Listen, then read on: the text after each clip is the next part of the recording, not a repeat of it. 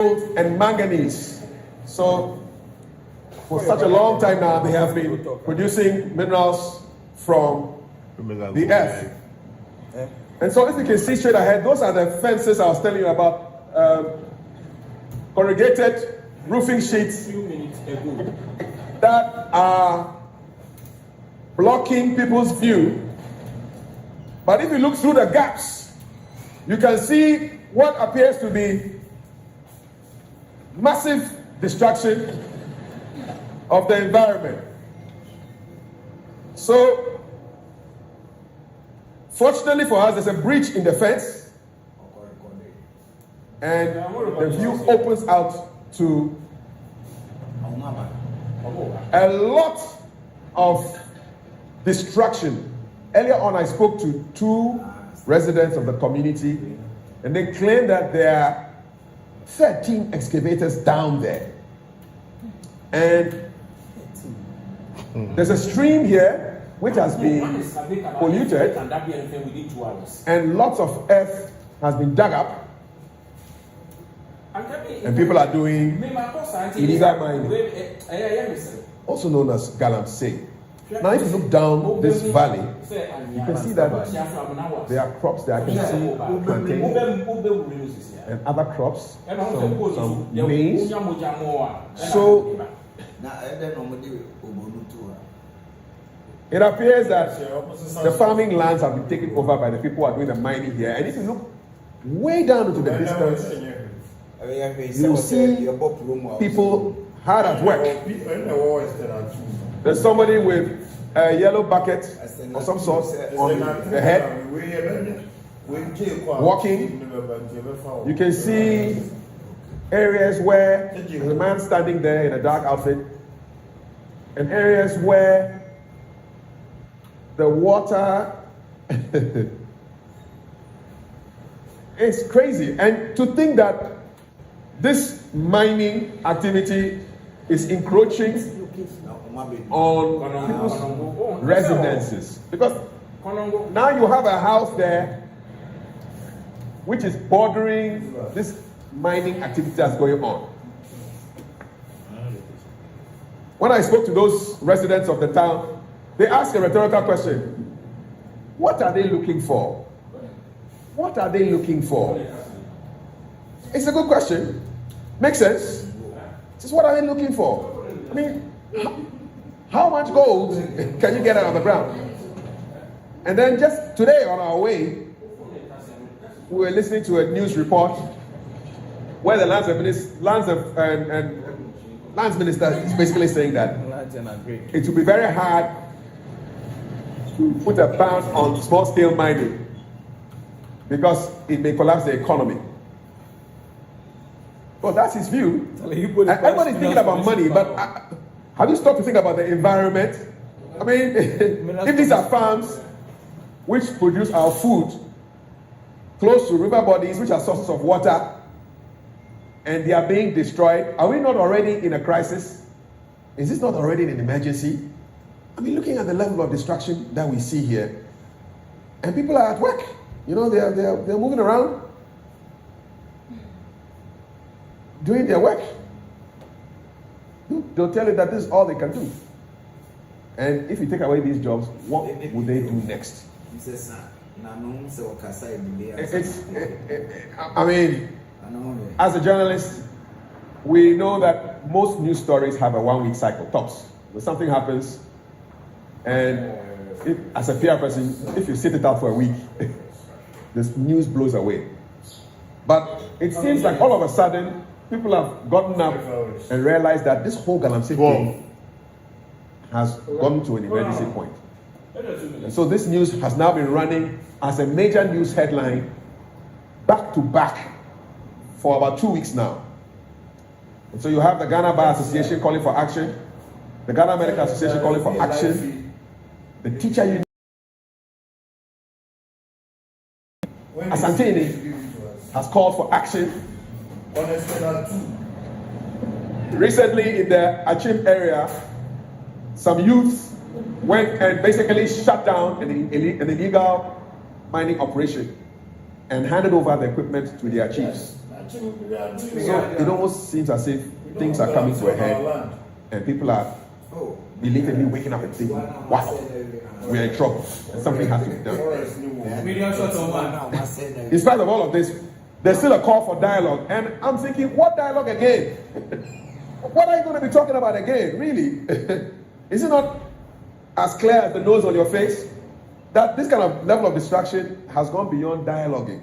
It requires serious, swift, but well-reasoned action. Because where we've gotten to right now,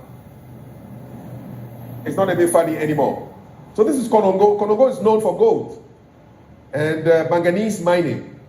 And this has been happening for such a long time. But the level of distraction now is gone beyond a joke. I mean, this is not funny anymore. It's never been funny, but this is just over the bar. It's way out of line. You know, water bodies have been threatened, food sources, the environment, pollution, and then the consequences of all of this, diseases. No bush meat. It's a shame. Welcome to Konongo. Stand by. In 3, 2, 1. Fade out. Your life, Alan. And that is the heartbreak just gone. Curfew Day bringing us what every rational, reasoning human being would sit back and say to themselves, I am no longer safe. Why? Because that cyanide, that mercury, will eventually find its way to whatever is left on that side as food. Whether it's plantain, whether it's cocoyam, whether it's cassava, whatever it is, that chemical will find its way into it. And not too long ago, Ghana's cocoa was returned from the international market for containing chemicals. That means we have lost revenue that would otherwise come to build hospitals and schools. And this is where we are today. Anyway, let me come back into the studio. You know, Reverend Tete. in the next 2 hours, I'll be meeting with the 247 the second. So right from the studio here, I'm flying to Kumasi to meet with him for by 11 o'clock. I'll be with him. And I want to commend him even before we meet for biting. There's no gainsaying that Otumfuo the second is one of the renowned kings we have in Africa today. I mean, he's exceptional. He's himself. And has also shown leadership. So I want to beg Otumfuo, even before I meet you at 11 o'clock this morning, that bite more. Our father bites more. If you beginning for Otumfuo the second, Otikokoso, kick 1, 2, 3, 4 people, it will set an example for many kings that have become waves. And the truth is that what we are doing to ourselves today is not just going to destroy our rural areas, it's also destroy the urban areas. The food we eat, the cassava comes from the rural areas. The corn, the maize come from there.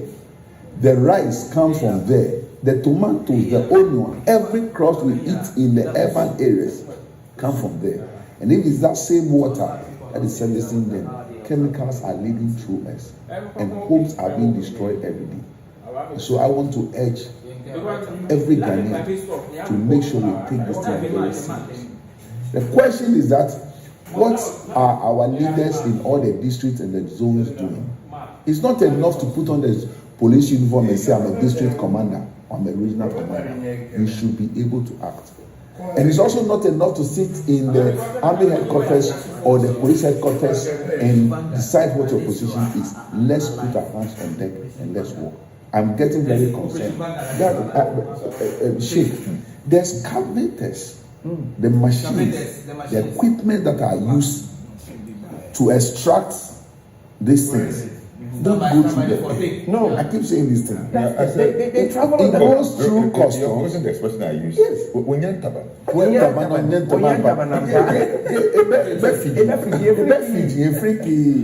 like the word.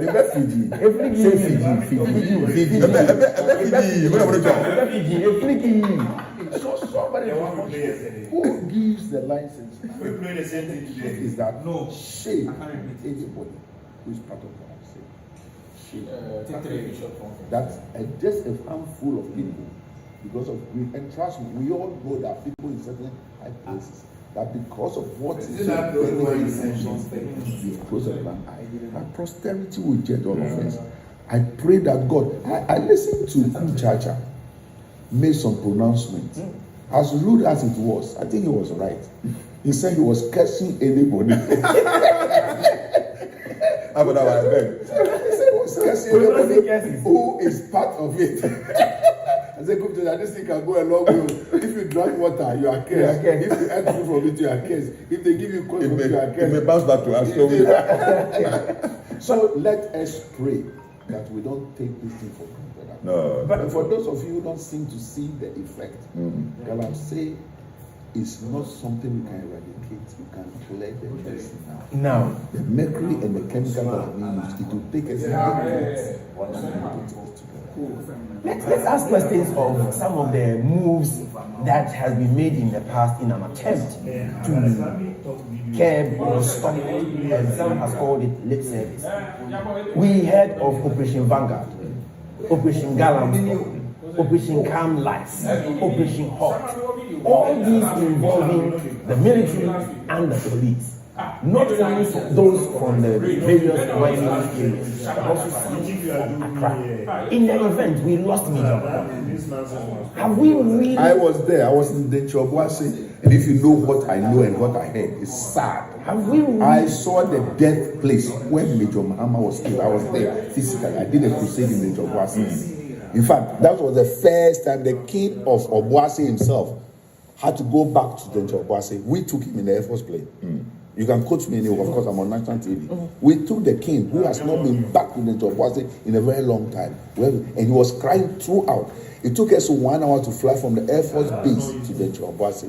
When we landed first, all the young men ran away because they thought the soldiers were looking for them. And you don't want to know what I got to know. It's sad. What has become of all of these? And were they just reactional? Somebody would say knee-jerk. They were firefighting approach. No proper thought process has gone through them. No. That is why it is not. It doesn't continue. They do it over time. They think it's okay, or some influences go in, then they back out, or they themselves become compromised in the approach because the reports are there. That people go there and they get compromised. Yes. Yeah. The problem is one problem. Why is that after some time you change? After some time you are bringing all those things. That is why, in my view, the Honorable Minister says it will affect the economy. But we are not saying that continuously stop mining completely. No. We have reached a crisis state. Suspend it. We're not ban. Suspend it now, so that all these modus operandi, all those things that we have done, let's do an evaluation of all. What is that went wrong? What is that called the failure? Why is that the first instance when people there they didn't succeed? Why the second one also didn't succeed? Why is even the current one to the point that we lost? Somebody had to offer his life. And we don't want to be mentioning his name because we send a certain. It's painful. His mother is alive. So nice, and those things. So I call him a hero. But that his life, the loss of his life, must not go in vain. A nice military man who could remain to rise in the ranks to become somebody had to go in the midst of his work. Look, I saw on video the last brick that was thrown. I saw it. A dying person lying down, and the last one that was